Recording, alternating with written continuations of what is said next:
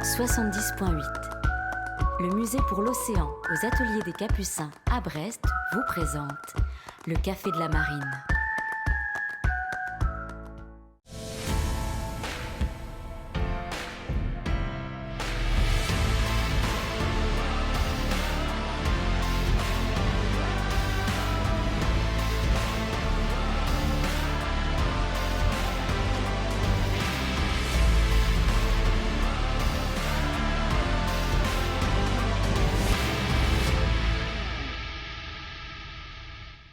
Bonjour à toutes et à tous, soyez les bienvenus dans le Café de la Marine. Bonjour Gilbert. Bonjour Virginie, bonjour à tous et à toutes. Un tout petit peu plus d'un mois du départ du Vendée Globe, on continue nos rencontres avec les marins qui s'élanceront sur ce tour du monde en solitaire, sans assistance et sans escale le 10 novembre prochain. Et avec nous sur ce plateau, un homme qui partira sur cet Everest des mers pour la deuxième fois. Il est engagé, il est néo-zélandais et il avait décidé en 2016 de n'embarquer aucune énergie fossile. Une démarche responsable qui avait séduit le grand public tout autant que son petit accent kiwi et sa capacité de résilience. Victime d'un dématage, il avait franchi la ligne d'arrivée sous gréement de fortune et assurément conquis le cœur du public sablé. À ses côtés, une femme qui respire la force tranquille. Elle est suisse et fera partie des bisous de cette édition. Mais elle a déjà l'expérience du Grand Sud et compte parmi les plus sérieux outsiders de cette flotte très compétitive. Systématiquement dans le top 10 sur les dernières épreuves de ces 2 dernières saisons, elle n'a cessé de monter en puissance et sera une des concurrentes les plus redoutées de ce Vendée Globe.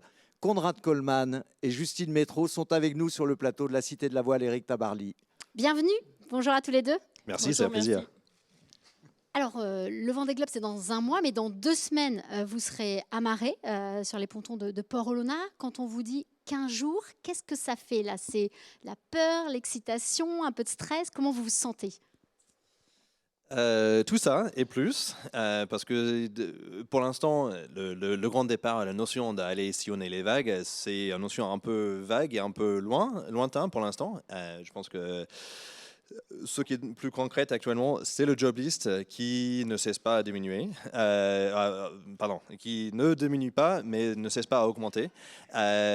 Effectivement, on a passé les plus grandes lignes jusqu'au petit détail maintenant, et du coup, on va bien profiter, façon de dire, de le temps qui reste. Et Justine, toi, justement, on imagine le programme est chargé. Tu te projettes dans cette aventure? Comment tu l'imagines? Oui, c'est vrai qu'on commence vraiment à se projeter maintenant. C'est vrai que j'ai l'impression, moi, que jusqu'à cette semaine, je me disais c'est encore loin le Vendée Globe et que là, tout d'un coup, ça devient concret quand on se dit dans 2 semaines, il faut y partir. Oui, je me projette. C'est vrai que moi, j'ai pas l'expérience qu'a Konrad, donc oui, j'ai déjà pu faire ce parcours en équipage, mais avec des escales. Donc voilà, pour moi, il reste pas mal d'inconnus sur comment je vais vivre cette course-là toute seule, sans m'arrêter, si possible, pendant à peu près grand saut. 2 mois et demi. Alors Konrad, toi, tu étais justement déjà parti sur ce tour du monde en 2016. Tu avais rejoint les Sables sous gréement de fortune en 16e position après 110 jours de mer. Et on se rappelle que tu avais dématé au large du Portugal. On revoit un petit peu ces images. Quel goût, quelle saveur a encore ce premier Vendée Globe, même si tu nous disais tout à l'heure qu'il est assez lointain maintenant. Oui, c'est sûr. Après d'avoir vécu une expérience comme celui-là, je ne peux pas regarder ça sans être un petit peu ému. C'est une expérience qui était à la fois une énorme déception, une énorme réussite de pouvoir se relier au sable avec cet extrêmement beau gréement de fortune. En tant que maître voilier, il fallait faire un beau geste avec un gréement à cornes pour pouvoir faire mes derniers à 800 000. Oui, c'était ton premier métier, c'est vrai, maître voilier. C'est ça. Mais surtout, ça concrétise toutes les préparations que je suis en train de faire avec l'équipe maintenant, parce que j'en ai déjà vécu un dématage. Je n'en suis pas surmotivé de faire un autre. Et du coup, on est vraiment en train de peaufiner tout, surtout dans l'agrément. Parce que ici, mon esprit avec un vieux bateau, et je vais surtout batailler contre les bateaux qui sont similaires à les miens, oui. Mais je vais surtout lutter pour garder le poteau, le mât, jusqu'au bout cette fois-ci. Cette fois-ci, bien arrivé. On va revoir quand même et on va revivre les images du chenal qui étaient complètement dingues. C'est le mot que tu dis à chaque fois, vous êtes incroyable. On regarde.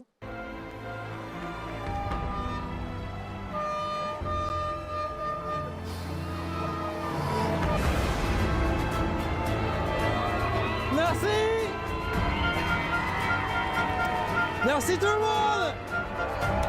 Merci. Alors, yes. Vous êtes incroyable.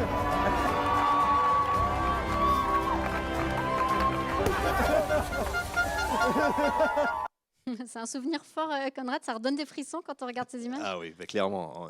Clairement. En fait, le sablé, c'est un public assez puissant.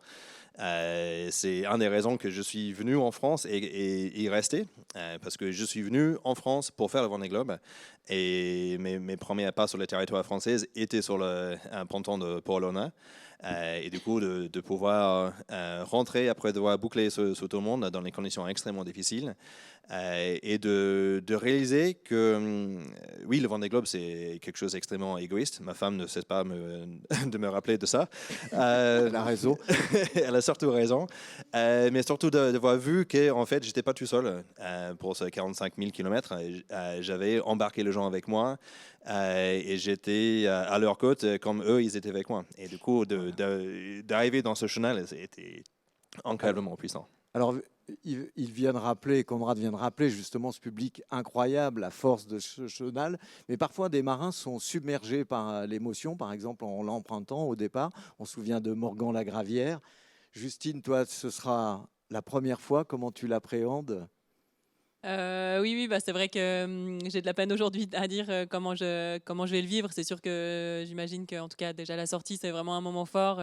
C'est super de pouvoir partager ça voilà, avec nos partenaires qui seront à bord, avec toute l'équipe qui a travaillé dur pour préparer le bateau aussi.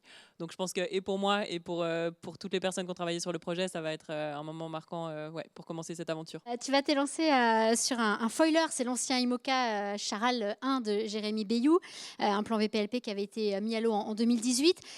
C'est pas la toute dernière génération, mais c'est quand même un bateau très abouti, très performant. Quelles sont tes armes, Justine, avec ce monocoque ? Oui, bah, je pense que mes armes, c'est d'avoir un bateau plutôt polyvalent, qu'on a essayé de refaire progresser cette année en changeant les foils, vu que les foils qu'on avait avant dataient de l'origine du bateau, donc commençaient à dater un peu. Donc voilà, c'est un bateau qui a été bien éprouvé, qui a déjà fait le tour une fois, donc on n'a pas eu de gros soucis en structure non plus depuis qu'on l'a récupéré, depuis voilà, cette année après les 2 transats non plus. Donc ça permet de partir plutôt confiante sur le tour. Et puis en ayant pu le récupérer en 2022, j'ai l'impression aussi aujourd'hui d'avoir pu quand même beaucoup naviguer avec et de ne pas avoir trop d'inconnus. Tu es bien monté en puissance sur ce bateau. Conrad ? Malgré ta performance, la preuve de ta pugnacité et ce public qui est venu t'accueillir au Sable, tu n'as pas réussi à être au départ de l'édition 2020, mais ça y est, tu fais ton grand retour et toi tu as racheté l'ancien bateau de Maxime Sorel qui avait terminé 10e du dernier Vendée. C'est un bateau qui était né sous le nom de Groubel avec Quito de Pavan en 2007. Il a fallu prendre des risques pour acheter ce bateau, des risques financiers notamment. Oui, c'est sûr. En fait, le lead skipper, c'est quelqu'un qui change de casquette tout le temps. Et du coup, je passe de navigateur à athlète d'endurance, chef d'entreprise et surtout quelqu'un à genoux devant le banquier. Parce que oui, c'est un engagement qui est assez fort. Le bateau, il vaut plus que ma maison. Et il fallait prendre un prêt professionnel. Donc, je suis accompagné par les investisseurs et les supporters depuis longue date. Et il m'a permis en fin 2021 de se lancer sur la saison 2022. L'histoire de commencer à accumuler les milles, être sélecté pour le Vendée Globe. Et ensuite trouver les partenaires. Mais de le faire dans ces sens-là, c'est un peu flippant. Et justement, ça veut dire, Conrad, bon, là, il porte le nom de Imagine MS Hamelin. Ça veut dire que tu as trouvé des partenaires, mais tu n'as pas réuni complètement ton budget. C'est presque paradoxal pour un marin néo-zélandais qui s'engage dans une course qui se veut internationale de ne pas réussir justement à trouver ces financements.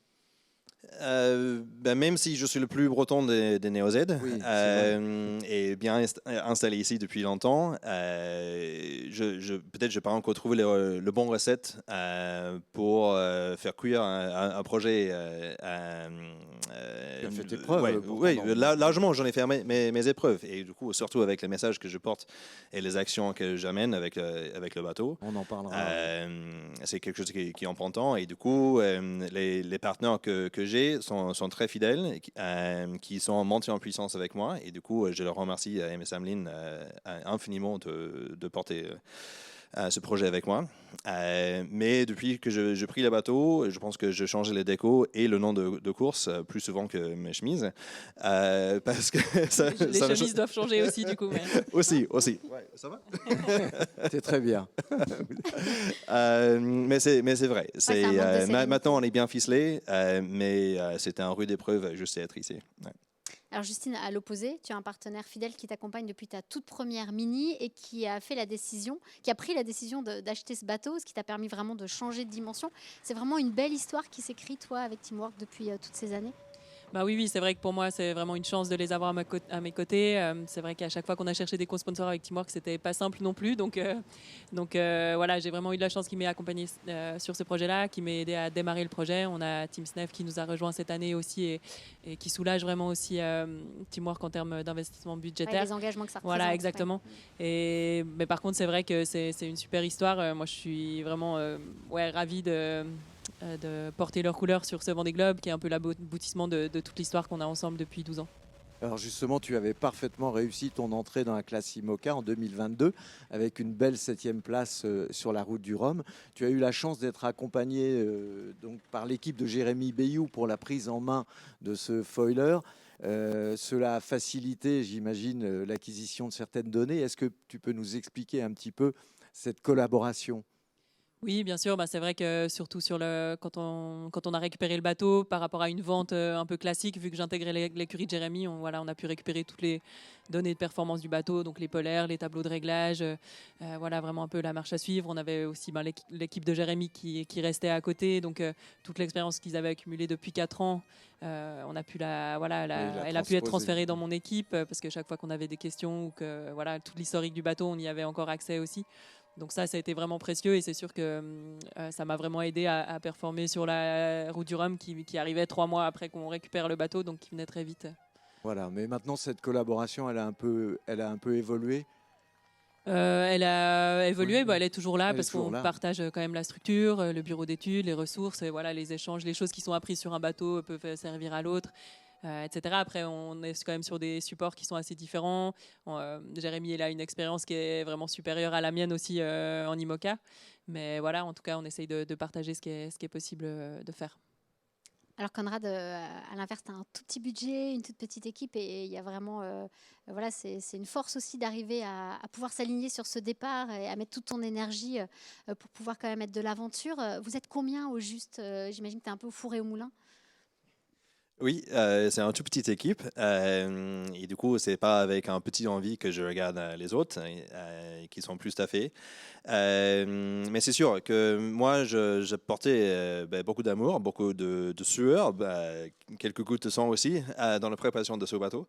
L'année dernière, notamment, on a renforcé la structure parce que c'est un bateau qui a eu les longues histoires avec la période de course assez courte. Et du coup, on a renforcé tout le bateau. On a pensé jusqu'à la boîte, noire sur tout l'extérieur. Avec mes propres mains, j'ai envoyé plus de tissu de carbone sur tout l'extérieur de bateau, qui est un boulot monstrueux. Et cette année, renforcer encore le bateau, recabler le bateau dans sa totalité. C'est un gros. Et du coup, gros quand j'explique que je connais le bateau au bout de mes doigts, c'est vraiment la vérité. C'est pas juste une image. C'est pas juste une image. Donc, je le bichonnais de table arrière jusqu'à l'étrave.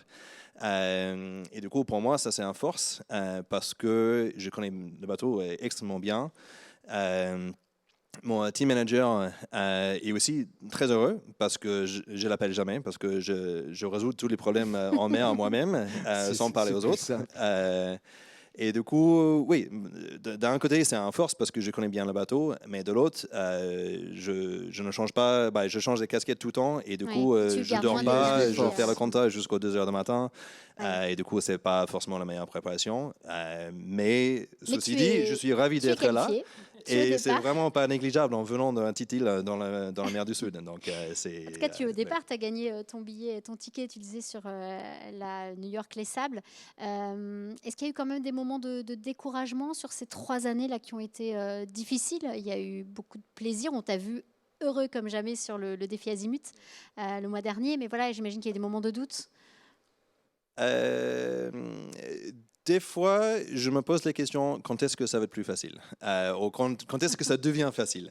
Je pense que la bonne réponse, c'est que jamais. Et après le Vendée. Oui, peut-être, à Au voir. retour. Mais en tant qu'athlète, on est habitué à ça. Ça ne devient pas plus facile, on va juste plus vite.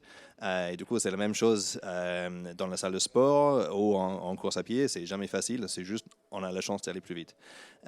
Et du coup, contrairement à mon expérience en 2016, où j'ai pu récupérer le bateau juste quelques mois avant le départ, maintenant je me sens extrêmement rodé. Comme j'avais déjà évoqué, je connais bien le bateau et maintenant je me sens prêt. Donc, je suis assez content. Alors on va revenir un petit peu sur votre parcours parce que vous avez en commun d'être à Lorient depuis plusieurs années, mais ce n'est pas votre jardin originel. Justine, toi, tu as grandi en Suisse sur le lac Léman où tu as tiré tes premiers bords et c'est un vrai virus familial puisque tes sœurs aussi sont accros à cette discipline. Qu'est-ce qui t'a poussé à choisir la course au large et notamment la Mini Transat 2013, où tu avais, si je ne me trompe, terminé 2e en série, ce qui n'a jamais été réalisé par une autre femme. Oui, il y a Clarisse Kremer qui a fait pareil un peu quelques années après.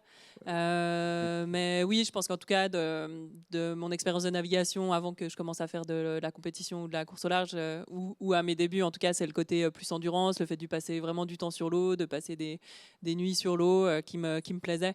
Et du coup, c'est pour ça que moi, que j'ai pris plus l'orientation course au large, contrairement à certains de mes frères et sœurs qui sont plus dans le côté vraiment inshore. Voilà, un de mes frères qui est sur la Coupe de l'América, qui était sur la Coupe de l'América. Voilà, mes sœurs qui préfèrent peut-être les formats un peu plus courts. Donc mais c'est ça qui est bien dans la voile, c'est qu'il y en a un peu pour tout le monde. Pour tous les goûts. C'est assez divers pour que chacun y trouve son compte. Alors Conrad, toi, ta passion, elle est née en Nouvelle-Zélande, mais tu t'es retrouvé aussi sur la Mini Transat en 2009. Qu'est-ce qui fait que tu t'es retrouvé dans la peau d'un ministre sur ces pontons bretons? Tu parlais toujours tout à l'heure du rêve de Vendée Globe qui t'habitait déjà à ce moment-là. C'est ça qui t'a fait venir ici? Ah oui, ça c'est clair. Pour moi, c'était pas du tout une évolution organique ou naturelle. Le choix de faire le Vendée Globe, c'était vraiment une rupture dans ma vie parce que je suis néo-zélandais, mais j'ai vécu aux US et surtout dans les Rocheuses de Colorado, donc le plus loin de la mer qu'on puisse être. Et du coup, j'étais vététiste, surtout dans les événements d'endurance de 24 heures où on commence midi et samedi, on roule toute la nuit jusqu'au midi dimanche. Et j'ai vu que avec les événements, le plus loin c'est, le mieux c'est pour moi. Et du coup, après devoir conquis les événements de 24 heures, je me suis dit, si je suis fort avec un tour de horloge, il faut aller plus loin. Et du coup, quand j'étais déjà à l'université, j'avais commencé à monter ma première structure pour fabriquer les pièces en titane, en parallèle avec mes études. Et du coup, je me suis vu en tant que mécanicien, technicien, chef de projet et athlète. Et je me suis dit, en fait, un peu par hasard, j'avais créé la boîte à outils qui était nécessaire pour venir faire le Vendée Globe. Et du coup, le jour même que j'avais mon diplôme de l'université, j'avais tout préparé. J'ai pris mon billet pour l'Europe avec un plan sur 10 ans. Donc ça, c'était juin 2007, avec la vision d'être sur la ligne d'arrivée de Vendée Globe en 2017. Et du coup, je me suis donné 10 ans à fond où je vais partir de zéro et je suis mal à l'aise avec le principe, réussite. Mais zéro à héros en 10 ans. Donc, c'était ça l'idée. Donc, c'était très planifié. Justement, on voulait te demander quand est-ce que ça vous a titillé, mais tu viens d'y répondre, cette idée de Vendée Globe. Justine, toi, c'est venu progressivement? Ouais, c'est vrai que contrairement à Conrad, moi je fais pas trop des plans à long terme et j'ai plus évolué au fil des opportunités. C'est vrai que quand je suis venue faire la Mini Transat, je me disais c'est peut-être un one shot et après je retournerai en Suisse faire autre chose. Mais au final, ça s'est bien passé et ça a débouché sur d'autres opportunités. Et du coup, je pense que j'ai commencé à penser au Vendée Globe peut-être en 2017, 2018, quand j'avais eu l'expérience du Tour du Monde en équipage avec SCA et que j'avais fait des bonnes saisons en Ouais, Figaro. c'était un équipage exclusivement féminin. Oui, tu avais fait des bonnes saisons en Figaro, 7e en Exactement. Figaro. Voilà. Tu as navigué avec bonheur sur différents supports, Figaro, classe 40. Exactement. Après, Et Team puis tu as monté en SCA. puissance après en IMOCA. Oui, bien sûr. Et J'imagine voilà, que tu es en confiance. C'est quoi les ambitions, Justine, là, sur ce Vendée avec ces beaux résultats? Je serais super contente si j'arrive à continuer de la même manière que ce que j'ai fait pour le moment. Voilà, on sait que j'ai eu de la chance d'avoir. J'ai eu de la régularité, j'ai pas eu de gros soucis sur les courses. Voilà, si je pouvais faire un Vendée Globe comme ça, ce serait super. Après, on sait que c'est une course d'une dimension un peu différente. Donc voilà, je reste ouverte un peu à toutes les possibilités. Mais en tout cas, si c'était dans les clous de ce que j'ai fait jusque-là, je serais satisfaite. Conrad, toi, ce sera quand même ton 4e Tour du Monde parce que tu avais disputé et remporté, je crois, le Global Ocean Race en classe 40. Et puis, tu as disputé aussi la Barcelona Race. Mais tu disais à l'arrivée de ton dernier Vendée Globe, et je reprends tes propos, la personne que j'étais au départ n'était pas capable de terminer ce Tour du Monde. Si j'y suis arrivé, c'est parce que j'ai changé, j'ai grandi dans chaque problème que j'ai su résoudre, chaque épreuve que j'ai surmontée. Cette fois, tu vas plus être dans la découverte. Qu'est-ce que tu viens chercher ? Ma réponse est assez simple. Je suis venu chercher le bonheur. Parce que la dernière course était tellement rude, avec un feu, avec un passage sur la mer. J'ai perdu mon été, j'ai failli perdre le mât. Finalement, j'en ai réussi. Et du coup, c'était extrêmement dur. C'était pas vraiment un plaisir, même si j'avais grandi et même j'avais la satisfaction d'avoir eu cette réussite. Maintenant, avec plus de préparation et plus de maturité, je suis revenu pour chercher le plaisir et de refaire une base dans laquelle je peux construire pour la suite.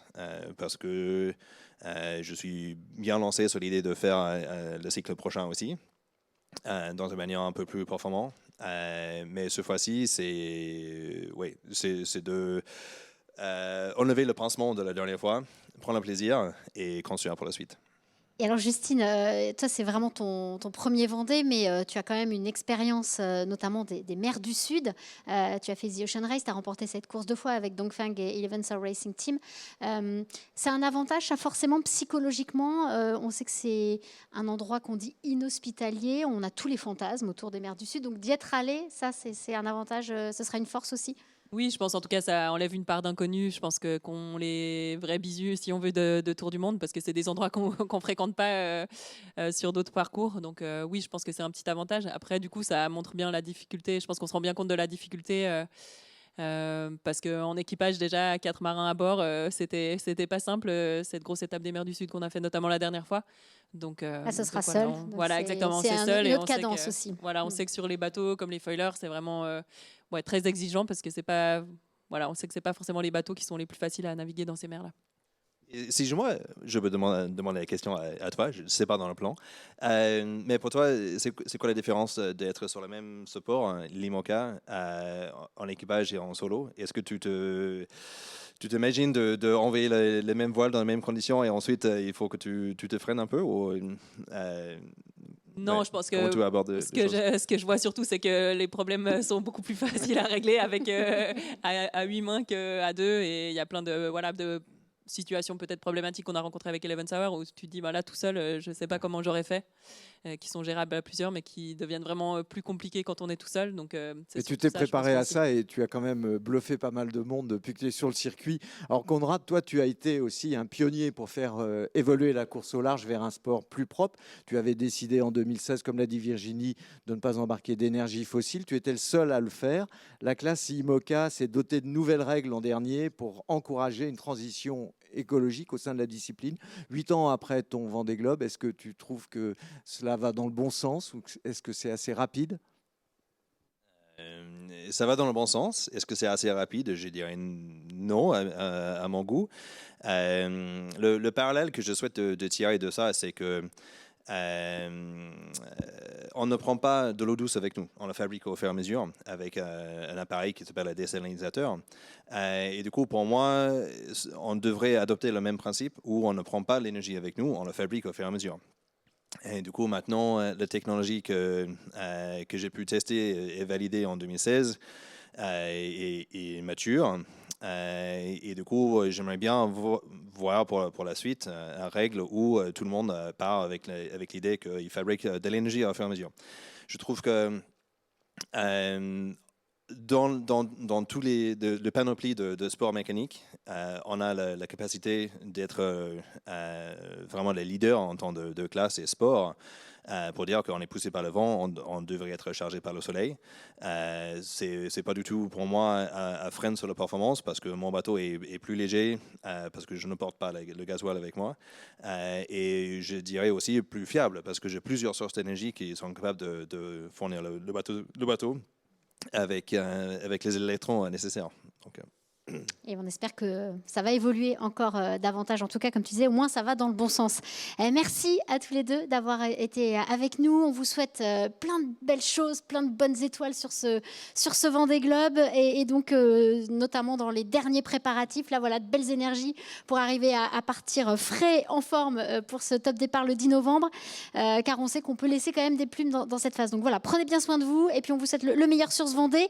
Si vous êtes à Lorient, ne manquez pas ce week-end le retour de la goélette Tara et puis le week-end prochain ce sera le festival des aventuriers de la mer avec là aussi plein d'animations. Un immense merci d'avoir été avec nous. Bye bye, à bientôt. Merci à vous. bye.